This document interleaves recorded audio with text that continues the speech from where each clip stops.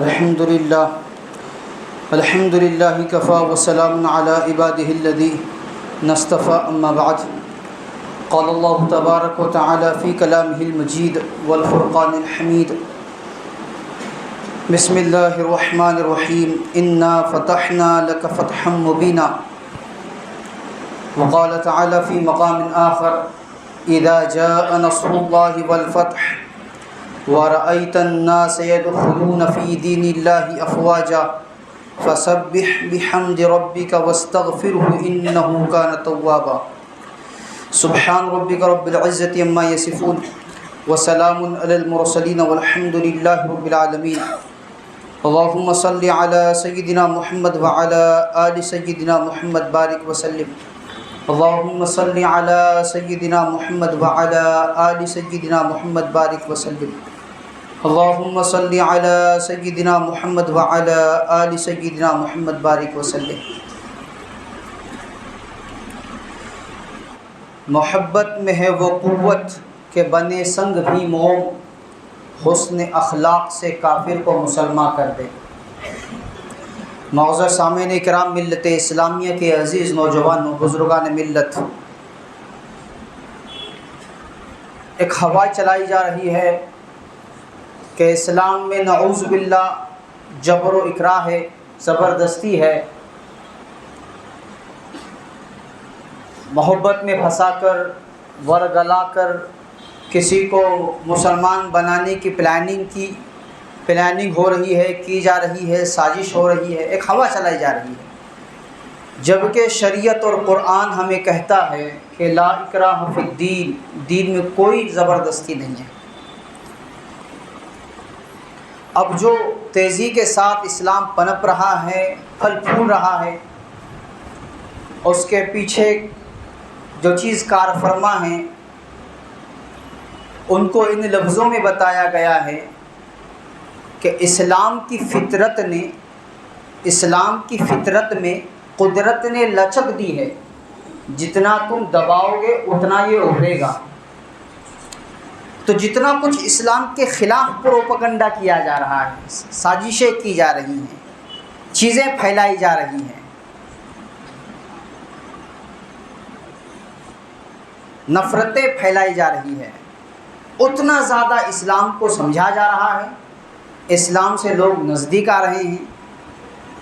اور اسلام کی حقیقت، حقانیت، نورانیت ان پر کھل رہی ہے، اور وہ اسلام سے قریب تر ہوتے چلے جا رہے ہیں.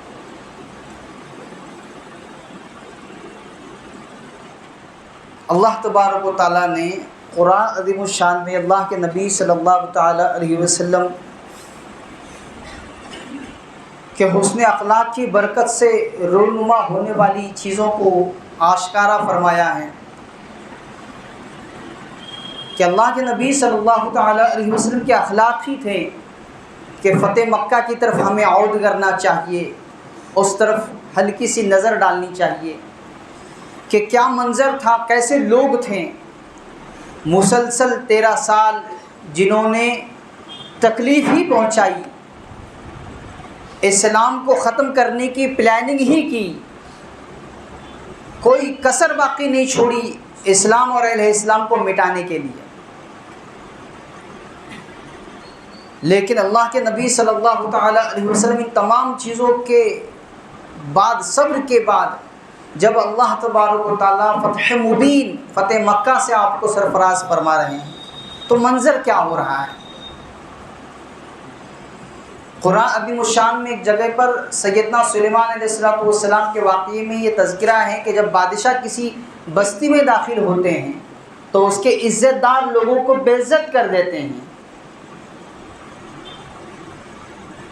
لیکن اللہ کے نبی صلی اللہ تعالیٰ علیہ وسلم جب فاتحانہ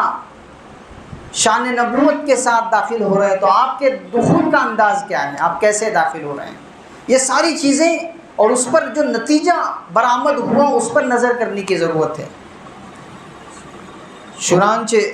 سیرت مصطفیٰ حضرت مولانا الیاس صاحب کاندلوی نور اللہ مرقدہ کی کتاب ہے، جلد نمبر 3، اس میں آپ تحریر فرما رہے ہیں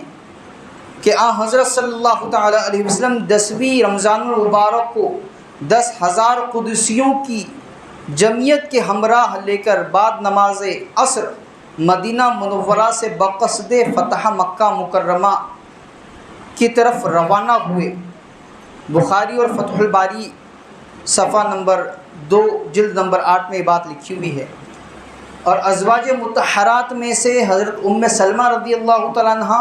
اور حضرت میمونہ رضی اللہ تعالیٰ عنہ آپ کے ہمراہ تھی۔ جب بھی آپ کوئی سفر میں روانہ ہوتے، اپنی کسی زوج مطہرہ کو، ام المؤمنین کو ساتھ میں لے جاتے۔ تو اس سفر میں آپ کے ساتھ 2 ام المؤمنین حضرت ام سلمہ رضی اللہ تعالیٰ عنہ اور حضرت میمونہ رضی اللہ تعالیٰ عنہ تھی۔ جب آپ مقام ذوالحلیفہ یا مقام حجفہ میں پہنچے تو حضرت عباس مع اہل و عیال مکہ سے ہجرت کر کے مدینہ منورہ کو جاتے ہوئے ملے۔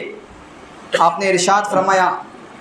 آپ کے ارشاد سے سامان تو مدینہ بھیج دیا اور خود آپ صلی اللہ تعالیٰ علیہ وسلم کے ساتھ لشکر اسلام میں شریک ہو کر بغرض جہاد مکہ واپس ہوئے۔ حضرت عباس رضی اللہ تعالیٰ عنہ پہلے سے مسلمان ہو چکے تھے، ایمان میں داخل ہو چکے تھے، ہجرت کی اجازت مانگتے تھے، لیکن اللہ کے نبی صلی اللہ تعالیٰ علیہ وسلم نے انہیں مکہ مکرمہ ہی میں رہنے کے لیے فرمایا کہ تمہاری جو ہجرت ہوگی وہ آخری ہوگی، جیسے میں آخری نبی ویسے تمہاری ہجرت آخری ہوگی۔ وہاں رہ کر وہ وہاں کے لوگوں کی جو چیزیں ہوتی تھیں وہ اللہ کے نبی صلی اللہ تعالیٰ علیہ وسلم کو بتلایا کرتے تھے، اور اپنے ایمان کو انہوں نے مکی زندگی میں چھپا کے رکھا تھا۔ مقام ربوہ میں سفیان بن حارث اور عبداللہ بن ابی امیہ بغرض اسلام یعنی اسلام قبول کرنے کی غرض سے مقام ربوہ میں ملے۔ یہ سفیان بن حارث بن عبد المطلب اللہ کے نبی صلی اللہ تعالیٰ علیہ وسلم کے چچا زاد بھائی ہیں، چچیرے بھائی ہیں، اور دوسرا رشتہ دودھ شریک بھائی بھی ہیں۔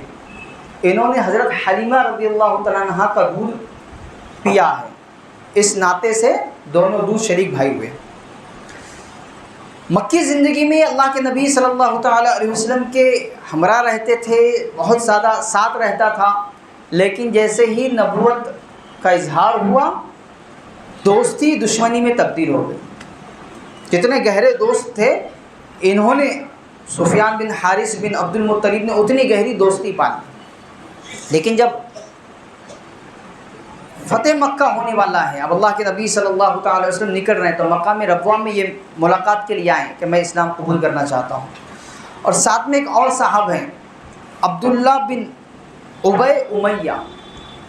یہ اللہ کے نبی صلی اللہ تعالیٰ علیہ وسلم کے پھوپھی زاد بھائی ہیں، عاتقہ بن عبد المطلب کے بیٹے ہیں، پھپھیرے بھائی۔ جب یہ دونوں اسلام قبول کرنے کی نیت سے آئے، ملاقات کرنی چاہی، اجازت طلب کی،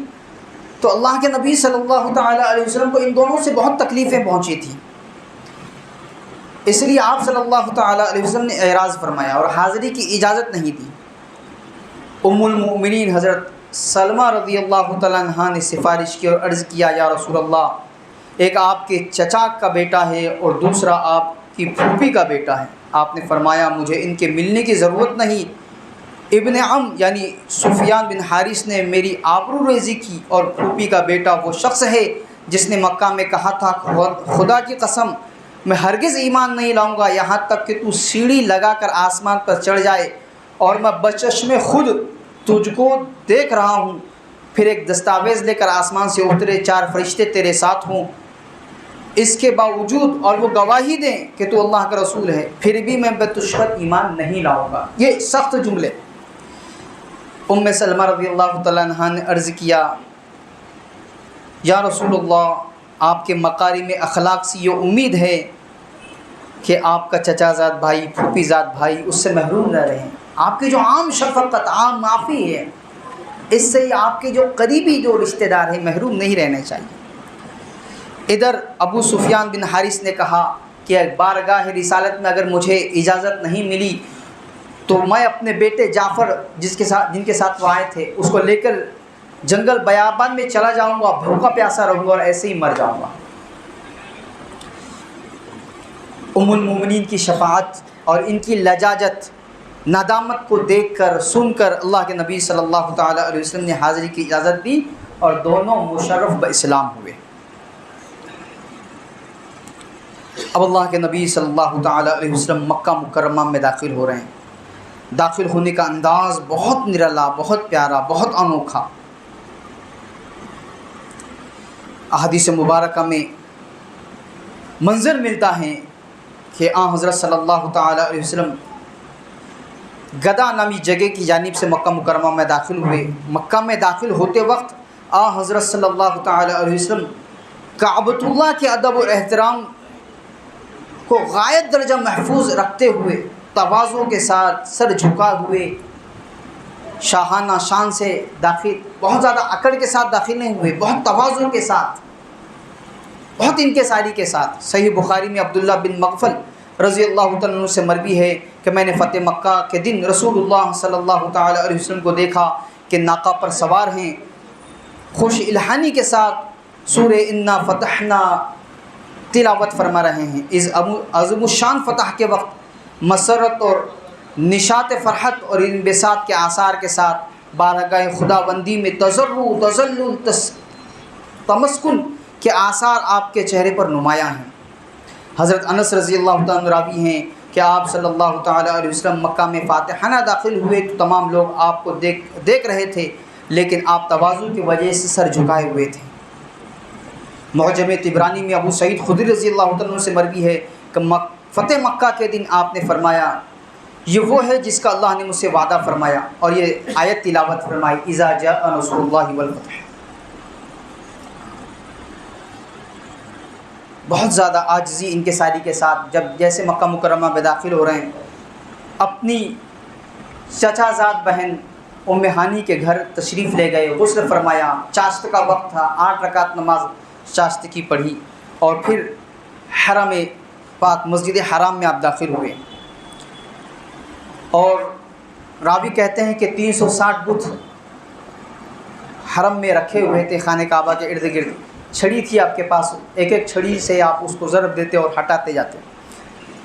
یہ جو خطبہ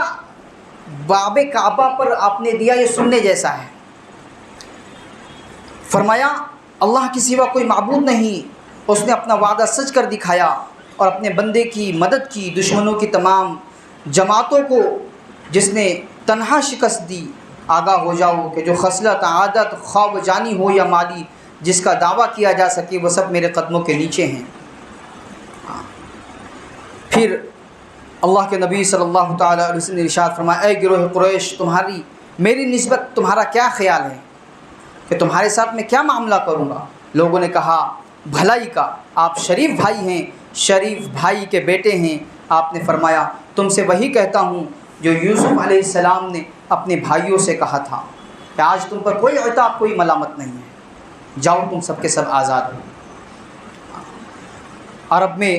حسب نسب پر فخر کرنے کا دستور چلا آ رہا تھا، آپ نے اپنے خطبے میں اس کا خاتمہ کر دیا اور اسلامی مساوات کا جھنڈا نصب کر دیا، اور یہ بتا دیا کہ شرف اور بزرگی کا معیار صرف تقویٰ ہے، پرہیزگاری ہے۔ حضرت صلی اللہ تعالیٰ علیہ وسلم رحمت للعالمین بنا کر ہدایت عالم کے لیے مبعوث ہوئے تھے۔ آپ کا مقصود ہدایت تھا، دشمنوں سے انتقام لینا نہیں تھا جیسے بادشاہوں کا کام ہوتا ہے۔ یہی منظر جب سفیان بن حارث آئے تو حضرت علی رضی اللہ تعالیٰ عنہ نے ان سے کہا کہ تم کو کیسے داخل ہونا ہے؟ چہری کی طرف سے آؤ، تاکہ چہرے انور پر تمہاری نگاہ پڑتی جیسے آپ صلی اللہ تعالیٰ علیہ وسلم کی نگاہ تم پر پڑے گی، تو تم اللہ کے نبی صلی اللہ تعالیٰ علیہ وسلم سے وہی کہنا جو برادران یوسف نے یوسف علیہ السلام سے کہا تھا، کہ ہم ہی خطا کار ہیں، ہم ہی غلطی پر تھے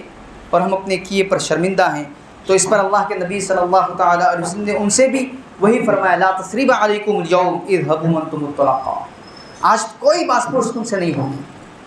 پھر یہ مکہ مکرمہ میں آواز لگائی گئی کہ جو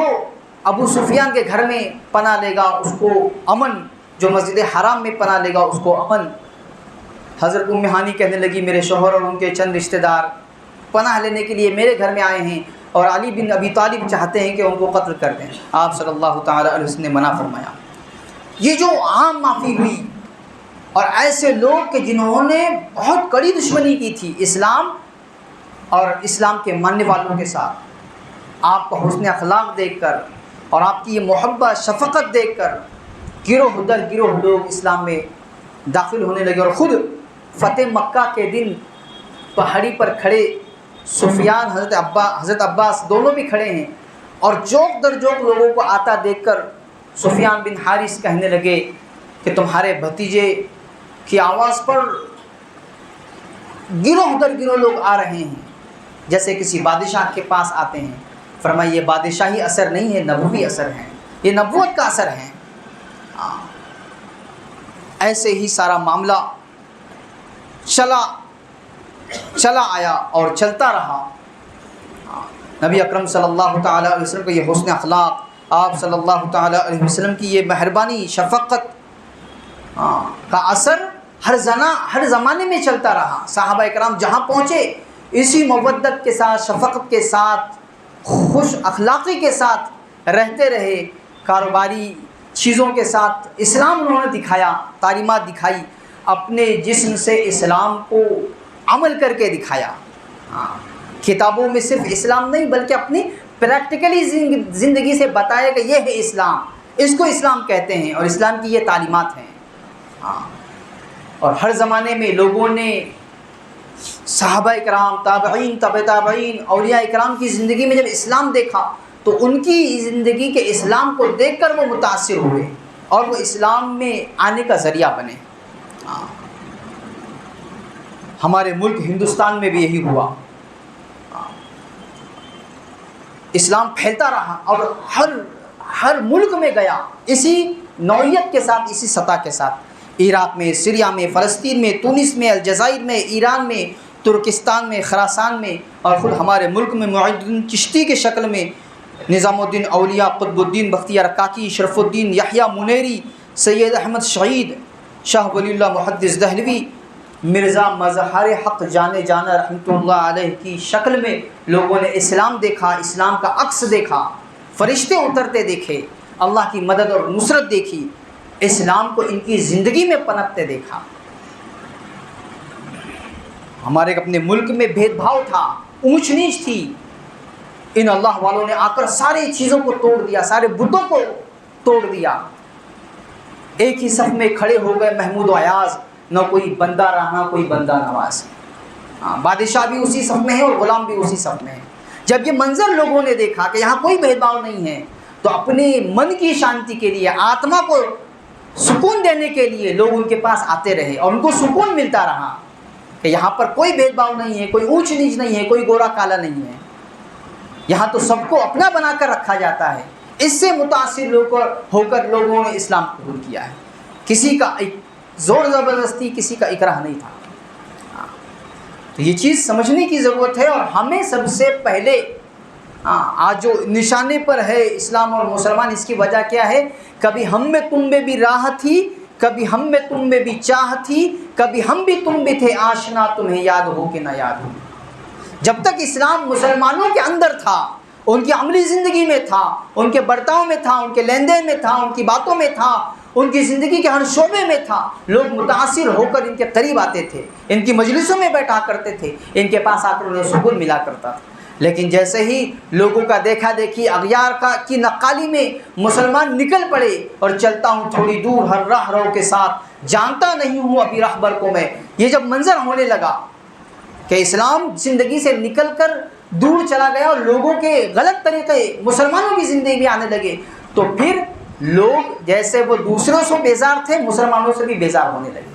تو ضرورت ہے کہ ہم اپنے اندر اسلام کو جگائیں، تعلیمات اسلام کو جگائیں، 100% مسلمان بن جائیں، جس کو اللہ فرما رہے ہیں کہ یا ایھا الذین آمنوا ادخلوا فی السلم کافہ، پورے اسلام میں داخل ہو جاؤ، پورے مسلمان بن جاؤ۔ جب یہ ہوگا تو پھر غلط فہمیاں دور ہوگی، نفرتوں کے پہاڑ ٹوٹیں گے، لوگ پھر سے قریب آئیں گے، لوگوں کو اسلام جاننے کا، تعلیمات کو سمجھنے کا موقع ملے گا۔ اللہ تبارک و تعالیٰ مجھے، آپ کو اور ساری امت اسلامیہ کو اپنی زندگیوں میں اسلام کو سجانے کی توفیق عطا فرمائے، اسلامی تعلیمات کے ساتھ اپنی زندگی گزارنے کی توفیق عطا فرمائے۔ وآخر دعوانا الحمد للہ رب العالمین والصلاة والسلام علی سید الانبیاء والمرسلین صلی اللہ تعالی علیہ وسلم۔